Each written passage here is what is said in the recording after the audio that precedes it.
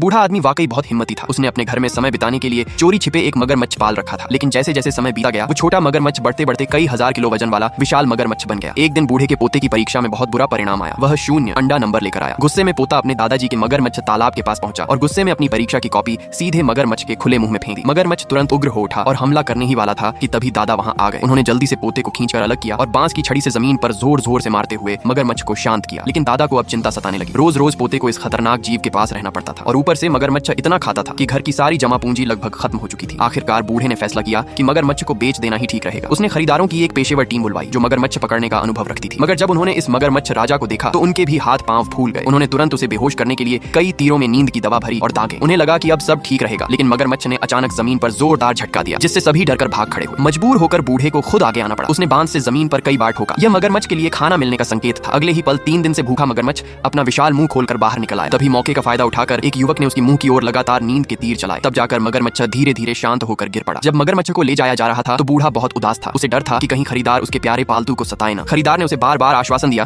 कि वे मगरमच्छ को चिड़ियाघर में भेजेंगे जहां उसकी अच्छी देखभाल होगी। यह सुनकर बूढ़े ने मन मारकर अपना पालतू बेच दिया। पर किसे पता था कि खरीदार झूठ बोल रहा था। उसने मगरमच्छ को सीधे एक होटल में पहुंचा दिया जहां वे उसे काटकर रेड सॉस मगरमच्छ मछली बनाकर ऊंचे दामों में बेचना चाहते थे। मगर जब वे उसे मारने ही वाले थे तभी मगरमच्छ के शरीर में लगी बेहोशी की दवा का असर अचानक खत्म हो गया और जैसे ही उसने देखा कि उसे काटने की तैयारी हो रही है वह पूरी ताकत से लोहे की जाली तोड़कर भाग निकला।